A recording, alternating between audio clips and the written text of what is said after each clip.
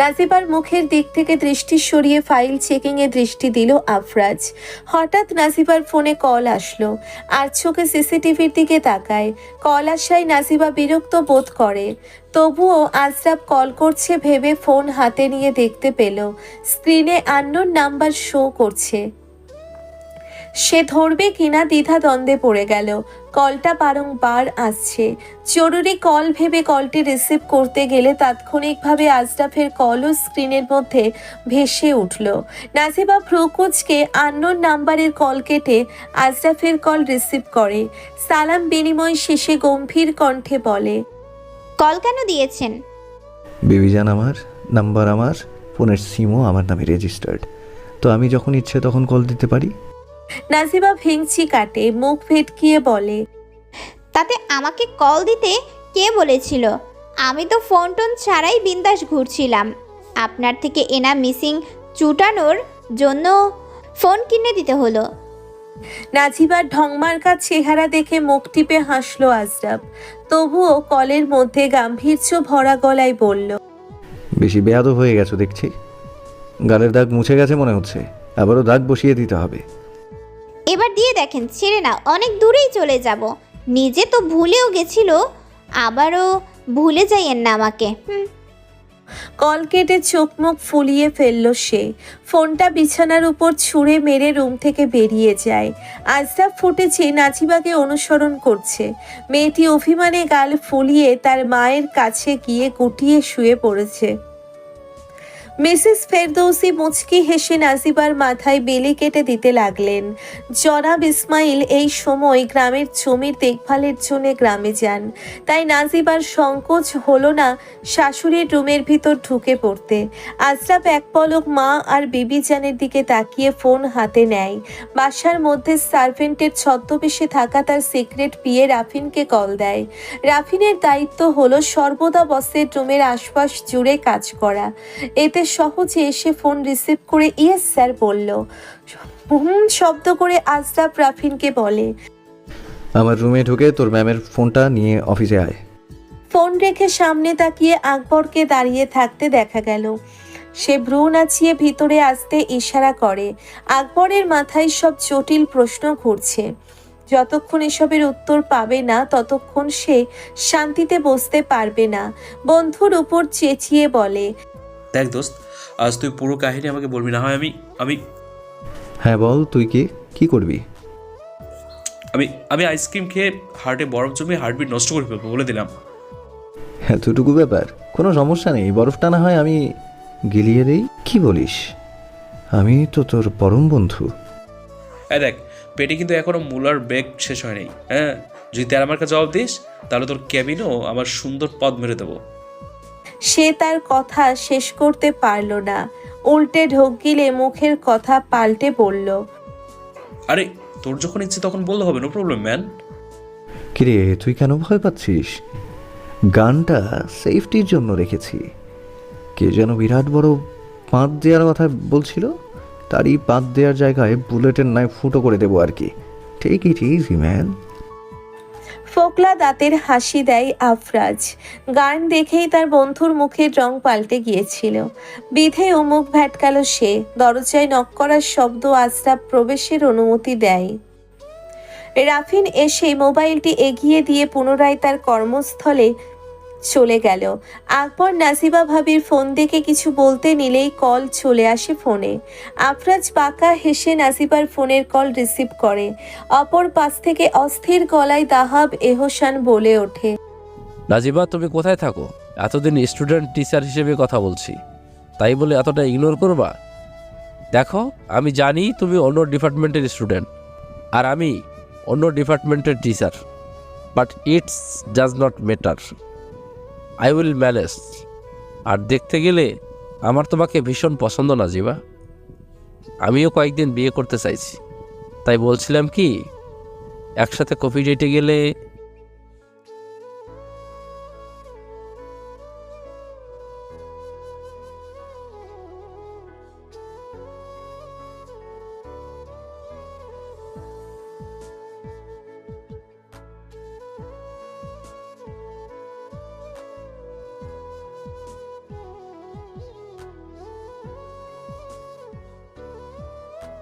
এক নাগাড়ে কথার মাঝেই হঠাৎ করে থেমে যান দাহা বেহসান। তিনি ভাবতেও পারেননি তার কাজ পুনরায় অসফল হবে। ফোনটা রেখে রেগে ফুঁসে উঠলেন।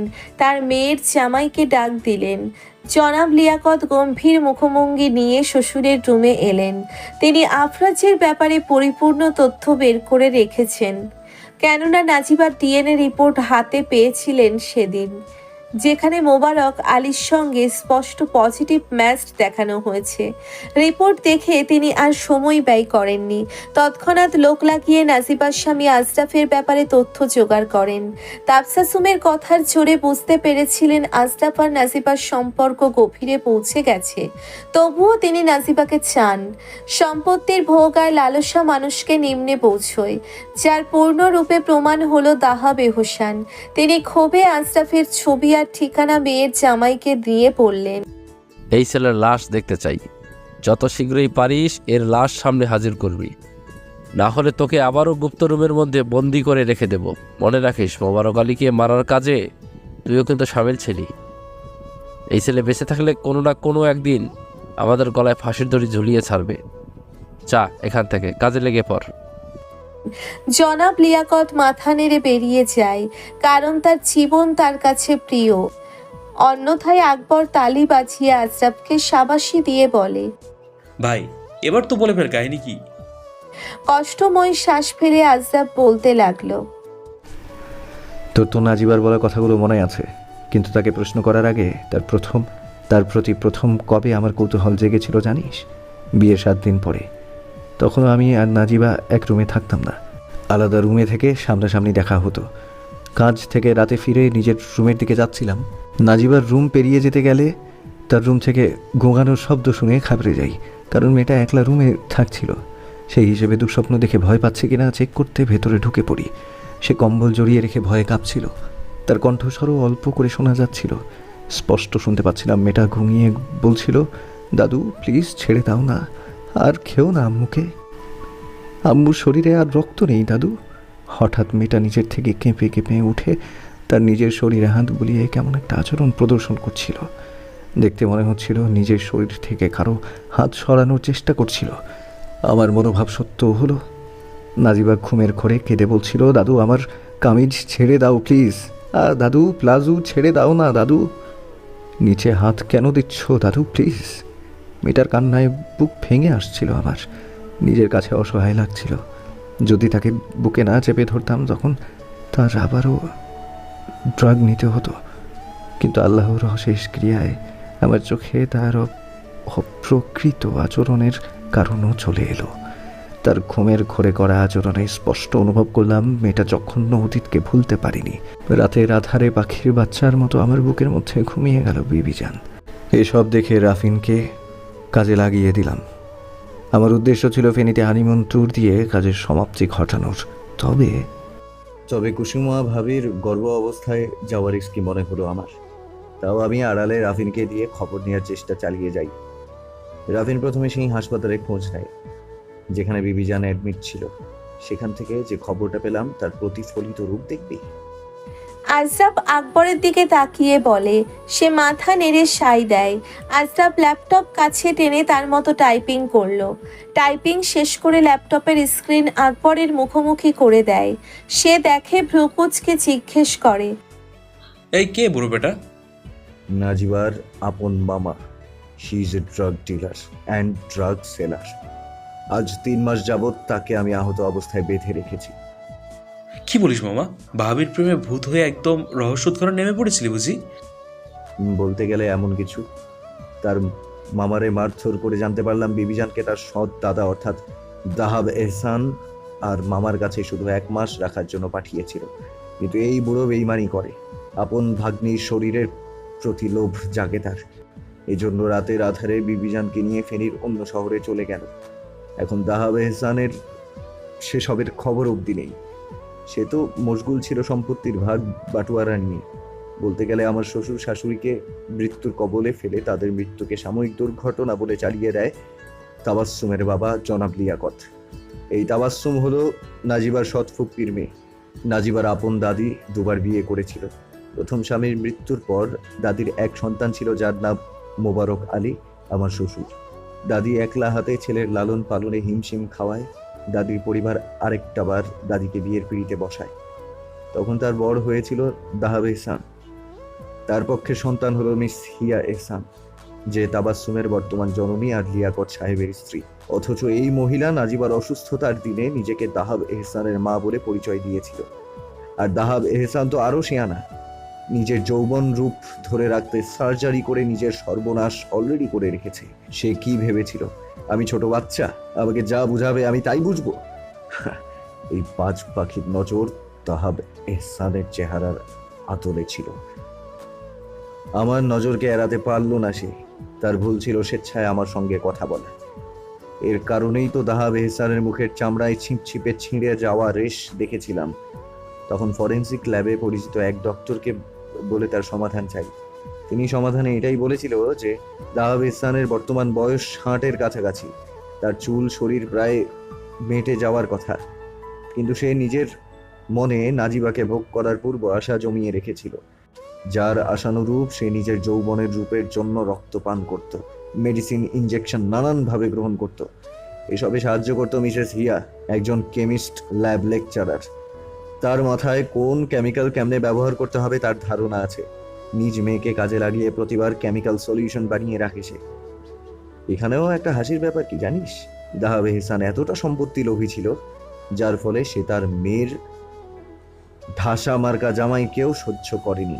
তাকে গুপ্ত রুমে বন্দি দশায় ফেলে রেখেছিল, প্রায় 1 বছর হতে চলেছে।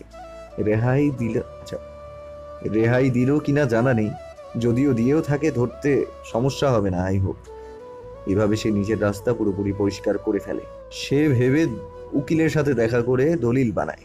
হাস্যকর, দলিলটা কাজেও আসলো না, কেননা নাজিবার দাদি দাহাব এহসানের সত্য পরিচয় জানার পর এমন শক্ত দলিল বানিয়ে রেখেছিল যেটা ভেদ করা দুষ্কর হয়ে যাচ্ছিল তার।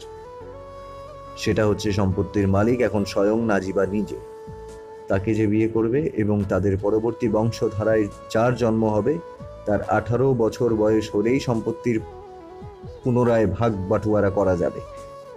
পরন্তু কোনো কারণে সেই সন্তানের মৃত্যু হলে সব সম্পত্তি এতিমখানায় দিয়ে দেয়া হবে, অন্যথায় সম্ভব হবে না বলে সুস্পষ্ট দলিলে লিখে দিয়েছিল মৃত সমতাদিজান। নাজিবা যে তার বাবা মায়ের গড়া সংসারের একমাত্র উত্তরাধিকারী, এসবের খবর অব্দিও নেই তার মাঝে। কেমনেই বা থাকবে?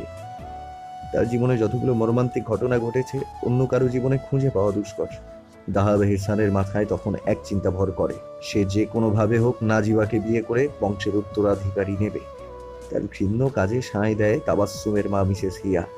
মোটামুটি তান্ত্রিক বিদ্যা জানত, আড়ালে জিন ডেকে কাজ সাধন করার চেষ্টা করত।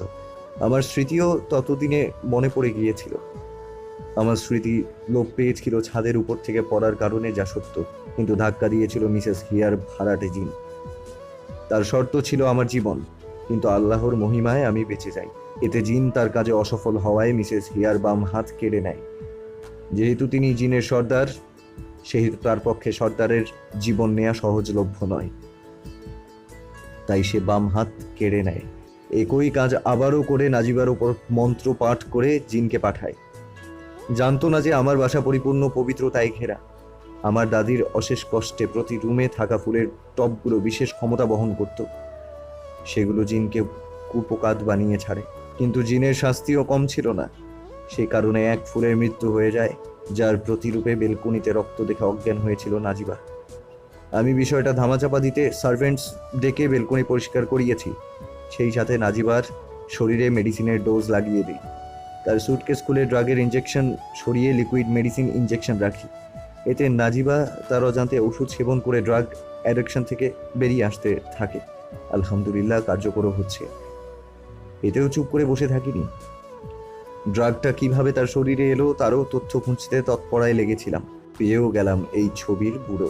ভাগ্নির শরীরের চেয়ে টাকা বেশি চিনত, তাই ভাগ্নিকে নানানভাবে খাবারের ড্রাগ মিশিয়ে খাইয়ে দিত। কিন্তু ড্রাগের প্রতিক্রিয়ায় নাজিবার ব্রেন বাচ্চা টাইপ হতে থাকে। সে প্রতিনিয়ত চিৎকার চেঁচামেচি করে বিরক্ত করত মামাকে। বিরক্তির সীমা পেরিয়ে যাওয়ায় মামা তাকে সাইকোপ্যাথিক হাসপাতালে অ্যাডমিট করিয়ে দেয়। সেখানকার ডক্টর নার্স অন্য পাগলদের বেলায় যতটা কঠোর হয়ে থাকতো না কেন, নাজিবার মায়াভরা চেহারা দেখে তারা প্রতিনিয়ত চেষ্টা করতে লাগলো তাকে সুস্থ করার জন্য। সেখানেও বাম হাত ঢুকালো তাহাব এহসান। মামার খবর না পেয়ে নাজিবার মুখ থেকে কৌশলে কথা বের করে। তার মস্তিষ্ক সচল থাকলে জীবনেও বলতো না, কিন্তু মস্তিষ্ক অচল নিয়ে সব উগলে দেয়। তাকে পুরোপুরি পাগল বানাতে তাহাব এহসান অন্য এক ডক্টরকে পাঠায়, যে কিনা রক্ত জোগাড় করে দিত তাহাব এহসানকে। তার রক্তপাত নেশা স্বাভাবিক, কেন জানিস? কারণ সে যে এককালীন বাদুর সেবক ছিল। তাও যেমন তেমন নয়, যে বাদুরকে রক্তচোষক বলে সে বাদুরের সেবক ছিল। বিয়ের পর থেকে টাকা হাতিয়ে গোপনে বাদুরের জোগাড় করে ব্যবসা করত। তাদের সেবার কাজে তাকে হাজারে 2-3 টাকা দেয়া হতো। একদিন সেই বাদুরের দাঁত দাহাবের ঘাড়ে লেগে ছিঁড়ে যায়। তাদের দাঁতের মধ্যে ছোঁয়াচে রোগ বিদ্যমান। সেই রোগের কবলে পড়ল স্বয়ং দাহাব এহসান। রোগটা হচ্ছে ক্লিনিক্যাল ভ্যাম্পায়ারিজম। এর মানে হলো এক ধরনের ভয়াবহ মানসিক অসুস্থতা, যা সাধারণত রেইনফিল্ড সিনড্রোম নামে পরিচিত। এর 3টা পর্যায় আছে। তার মধ্যে দাহাব এহসানের দুটোর প্রতি ঝোঁক বেশি। প্রথমত, মানুষের রক্ত গ্রহণের দিকে ধাবিত হওয়া। রোগী হাসপাতাল বা ব্লাড ব্যাংক থেকে রক্ত চুরি করে অথবা জীবিত ব্যক্তির রক্ত পান করে। এই পর্যায়ে আসার পর রেইনফিল্ড সিনড্রোমে আক্রান্ত কিছু লোক হত্যার মতো সহিংস অপরাধে জড়িয়ে পড়ে। দ্বিতীয়ত পর্যায়, যাকে জুফাগিয়া বলা হয়, এই পর্যায়ে রোগীরা জীবন্ত প্রাণী ভক্ষণ কিংবা তাদের রক্ত পান করে। এই পর্যায়ে অনেকেই রক্তপানের জন্য কসাইখানা থেকেও রক্ত সংগ্রহ করে। সে রোগের কারণে নাজিবার বাবা মায়ের মৃত্যু হয়। তার বাবা মায়ের মৃত্যুকাণ্ড ঘটেছিল খুব ভয়াবহ। নাজিবার মা মেহজাবিন রিসাতকে রেপ করে শরীরের রক্তপান করে ছেড়ে দেয় দাহাব এহসান। তখন মোবারক আলী কাজ থেকে বাসায় ফিরে এসে এমন দৃশ্য দেখে তৎক্ষণাৎ ছেড়ে নাদিমকে সরিয়ে ফেলে। তার হাতে প্রমাণস্বরূপ ভিডিও ক্লিপ ছিল। তিনি নাদিমকে বাহিরে পাঠাতে সক্ষম হলেও নাজিবাকে পাঠাতে পারল না।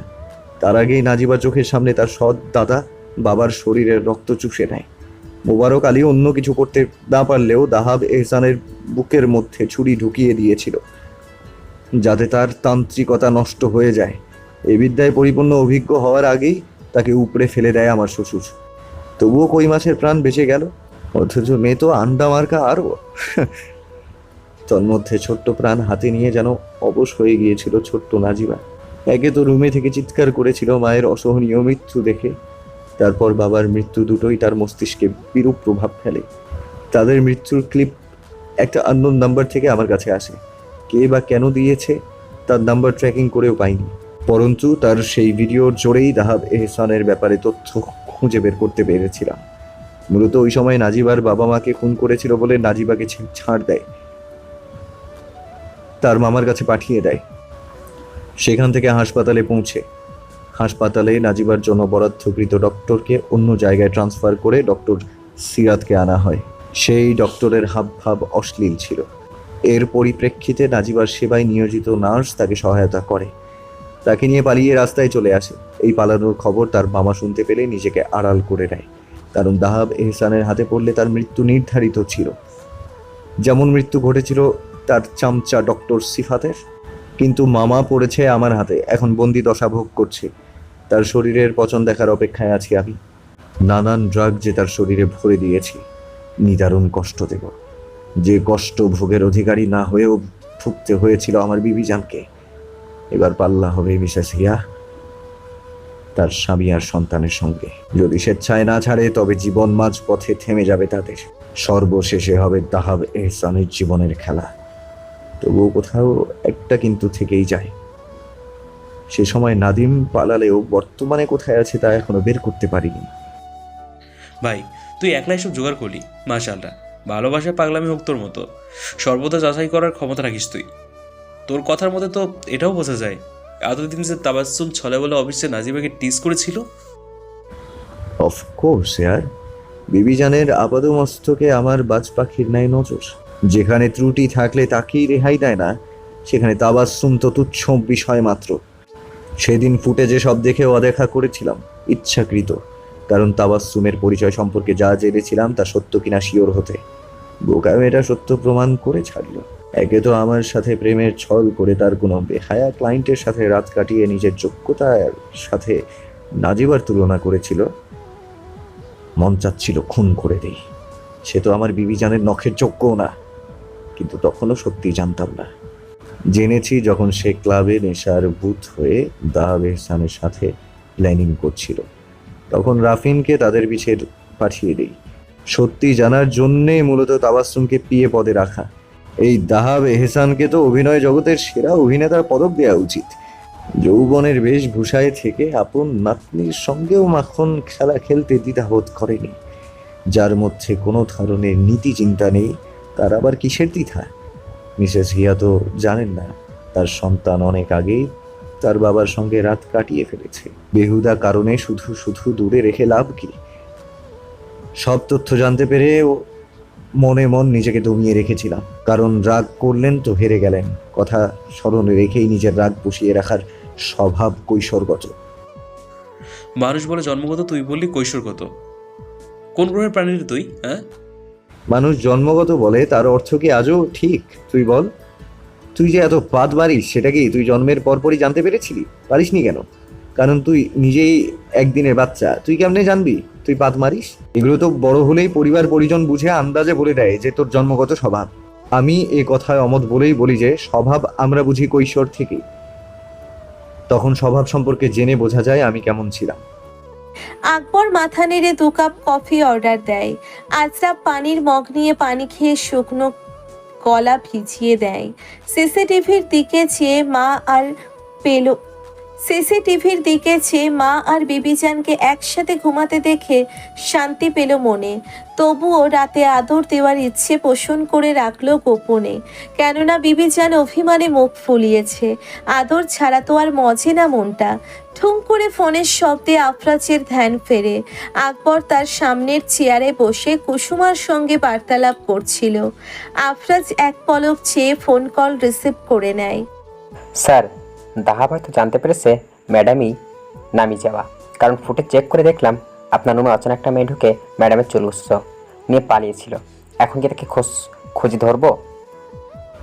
তার দরকার নেই রাফিন, এই ব্যাপারে আমি আগেই অবগত।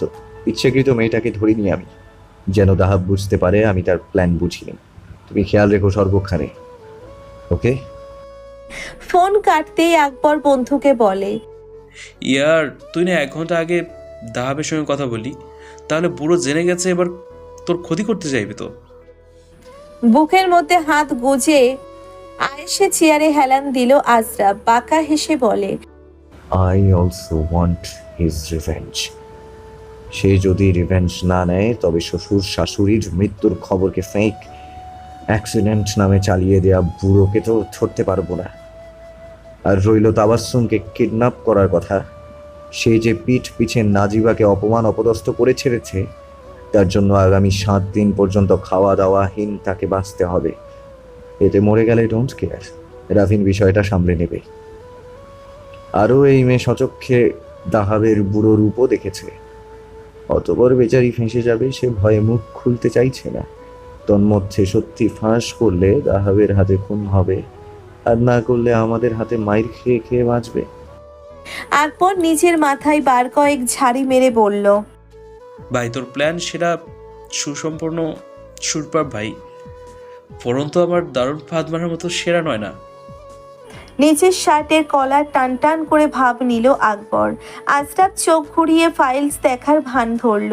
ভেংচি কেটে টিটকারি মার্কা হাসি দিয়ে বলল, 5 শব্দ বেশি স্মরণে রাখিস বলেই ঘন্টার পর ঘন্টা ওয়াশরুমে বসে কাটিয়ে দিস। কি আমি এতক্ষণ বসে থাকি? হ্যাঁ, ও তাতে কি, আমি ওয়াশরুমে সিঙ্গারও বুঝতে হবে। আজরাবকে চোখ মেরে তার দ্বিগুণ বাড়িয়ে ভ্রু নাড়ল আকবর। বন্ধুর জবাবে গানটা ধরতে নিলেই আকবর কেবিন থেকে ছুটে পালিয়ে যায়। তার যাওয়া দেখে মুচকি হাসলো আফরাজ। ফোন হাতে নিয়ে ফুটেজে ঘুমন্ত বিবিজানকে জ্বালানোর ফোন দিয়ে আটে মনে মনে। রাফিনকে কল করে বলে, শোন, তোর ম্যাডামের কাছে লেডি সার্ভেন্ট পাঠিয়ে বলতে বলো আমার ফোন রিসিভ করতে। রাফিন ওকে স্যার বলে বসের কথা মতো কাজ করে। আজরাব সবটা দূরবীনের ন্যায় দেখছিল। লেডিস সার্ভেন্ট গিয়ে ফোনটা নাজিবার হাতে দেয়। নাজিবা দেখে চোখ কচলে উঠে বসে। পাশে ঘুমন্ত শাশুড়িকে দেখে কপালে চুমু দিয়ে আস্তে করে রুম থেকে বেরিয়ে যায়। নিজস্ব স্বামী স্ত্রীর বেডরুমে এসে কল দেয় স্বামীকে। আজরাব সদ্য জাগ্রত রমণীর ওষ্ঠ চোরার দিকে নেশাময় দৃষ্টিতে চেয়ে ওষ্ঠদ্বয় কামড়ে ফোন রিসিভ করে বলে, বিবি জান, আপনার কাছ থেকে চুমু থেরাপি নিতে এসেছি। Get ready to kiss your husband বিবি জান। বিবি জান, এখনো সিম্পল কিস থেরাপি নিয়েছি, তাও আবার গালে। রাতে স্পেশাল বডি থেরাপি নেব। এখন না হয় তোলা রইল। তুমি থাকলে সব রাতে আমার জন্য হানিমুনটাই। হয়েছে, অনেক আদর করছি, যাও এবার গিয়ে আমার জন্য খাবার আনো। স্বামী জানের দিকে হা হয়ে তাকায় নাজিবা। প্রথমে আবেগে ভাসিয়ে শেস্ত ভেঙে দিল। এটা কেমন কথা? আজরাফের কলার চেপে ধরে বলল, ওই একে তো আবেগে ভাসিয়ে অপরাধ করলেন, তার উপর আবেগ ভেঙে দূরে সারালেন। এমন এক ঘুষি দেব না, 7 জন্মেও বিছানার থেকে উঠতে পারবেন না। কৌশলে শাড়ির আঁচল ভেদ করে কোমরে হাত রাখলো আজরাফ। পিলে চমকে ওঠে নাজিবা। তার কোল থেকে নামতে চেয়েও পারল না, এতটা শক্তভাবে আঁকড়ে ধরেছে। বেবিজানের কাঁপান্বিত ওষ্ঠের দিকে চেয়ে আসক্তির কণ্ঠে বলে, বিবি জান, বুঝি স্বামীর আদর পাওয়ার জন্য ছটফট করছো? নির্লজ্জ লোকটা চেয়ে ইচ্ছেকৃত তাকে ফাঁদে ফেলতে চাইছে বেশ বুঝতে পেরেছে নাজিবা। সেও ভান ধরে। হাত জোড়া আজরাফের বোতামে রেখে আস্তে করে খুলতে লাগলো। বিবিজানের এহেন কাছে আজরাফ উন্মাদ হতে লাগলো। সুখের জোয়ারে কবে ভাসবে সেই আশায় মগ্ন হতে লাগলো। কিন্তু তার মগ্নতায় একরাশ জল ঢেলে পালিয়ে যায় মেয়েটা। আজরাফ দেখলো তার কোল শূন্য হয়ে আছে, বরং সেই একমাত্র বান্দা যে রুমে একলা বসে আছে। মেয়েটা তাকে এত বড় বোকা বানালো ভাবতেই সে রাগে গজগজিয়ে ওঠে। রুম থেকে বেরিয়ে তৎক্ষণাৎ রান্নাঘরে গিয়ে মুখ ফসকে বলতে নিয়েও বলল না, ঢোক গিলল উল্টা। কেননা সামনে তার মা জননী দাঁড়িয়ে আছে, পাশেই শয়তানি হাসা হাসছে নাজিবা। ছেলেকে অসময়ে রান্নাঘরের চৌকাটে দেখে ভ্রু বাঁকালেন মিসেস ফেরদৌসি। হাতের থেকে গ্লাভস খুলে ছেলের দিকে তাকিয়ে জিজ্ঞেস করলেন, কি রে বেটা, কড়া ঠান্ডায় রান্নাঘরে কি করছিস? তোর না খিদে পেয়েছে? তাই আমি আর বৌমা মিলে তোর জন্য মজার খিচুড়ি রান্না করেছি, সাথে তরকারি হিসেবে মুগ ডাল। তুই রুমে যা, খাবার রান্না করে ডাকবো যেমন। কেমন বেটা? আম্মু, মানে বলছিলাম কি, আমার না শীত লাগছে, কম্বল লাগবে। নাজিবা শাশুড়ি মায়ের পিছে ভদ্রভাবে দাঁড়িয়ে আছে বিধেই তার মজার হাসি তিনি দেখতে পাচ্ছেন না। আজরাফ সেই হাসি দেখে রাগে গজরাতে থাকে। মিসেস ফেরদৌসি নির্লিপ্ত গলায় বলেন, বেটা, যার যার রুমে তাদের জন্য কম্বল অনেক আগেই দেওয়া আছে। না, দেয়া নেই আম্মু, আমার কম্বল লাগবে এখনই, মানে এখনই। কিন্তু এখন কেমনে দেবো বাবা? আমি তো হাতে কাজ নিয়ে আছি। ও বৌমা, তুমি না হয় যাও, গিয়ে আলমারির নিচে ড্রয়ার খুলে দেখো, কম্বল পাবে। চোখ বড় করে তাকায় নাজিবা। শাশুড়ির কথা তো আর অমান্য করতে পারবে না সে। কাঁদো কাঁদো মুখ করে স্বামীর মুখের দিকে তাকায়। তার চোখ মুখ জুড়ে শয়তানি হাসি বিদ্যমান। ভ্রু নাচিয়ে রুমের দিকে আসতে ইশারা করলো। নাজিবা ঠোঁট কামড়ে ঢোক গিলে বলল, আমারই যেতে হবে না? মানে আমার থেকে তো ডালগুলো ভেজানো পাতিল থেকে নিয়ে অন্য পাতিলে নিতে হবে, না হলে তো। তার কথার সমাপ্তি অবধি হতে দিল না আজরাফ।